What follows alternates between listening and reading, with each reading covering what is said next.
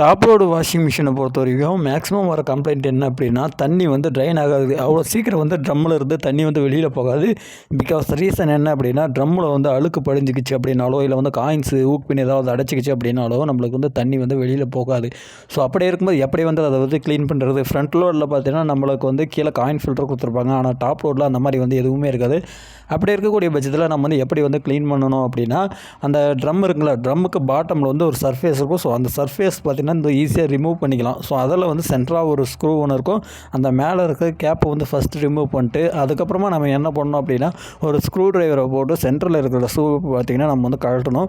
கழட்டிட்டு ஈஸியாக வந்து லிஃப்ட் பண்ணால் வந்து வந்துடும். ஒரு சில மிஷினில் ஈஸியாக வந்து லிஃப்ட் பண்ண உடனே வந்துடும். ஆனால் மேக்ஸிமம் கிட்டத்தட்ட 90% மிஷின்ஸில் வந்து அப்படி வந்து வராது. ஸோ அப்படி வந்து நீங்கள் வெளியில் எடுக்கணும் அப்படின்னா, ஏதாவது ஒரு கயிறு மாதிரி வந்து அடியில் விட்டு அதை வந்து தூக்குனீங்கன்னா மட்டும்தான் உங்களால் வந்து லிஃப்ட் பண்ண முடியும். லிஃப்ட் பண்ணிட்டு நம்ம வந்து அடியில் வந்து க்ளீன் பண்ணிக்கலாம். பட் இன்னும் ஒரு டைம் வந்து நீங்கள் வந்து ட்ரம் க்ளீனிங் பவுடர் போட்டு வந்து க்ளீன் பண்ணிட்டீங்க அப்படின்னா, அந்த லைனில் அந்த ட்ரம்முக்கு கீழே இருக்கக்கூடிய அந்த லைனில் இருக்கக்கூடிய அந்த பவுடர், அந்த அழுக்குகள் எல்லாமே பார்த்திங்கன்னா வெளியில் வந்துடும். ஸோ நீங்கள் வந்து இந்த ரிமூவ் பண்ணும்போது கொஞ்சம் வந்து கேர்ஃபுல்லாக வந்து ஹேண்டில் பண்ணணும். ஏதாவது டேமேஜ் பண்ணிட்டீங்க அப்படின்னா வந்து ரொம்ப கஷ்டமாக போயிடும். அதனால் வந்து கொஞ்சம் பார்த்து கேர்ஃபுல்லாக வந்து ஹேண்டில் பண்ணி க்ளீன் பண்ணி பயனடையுங்க.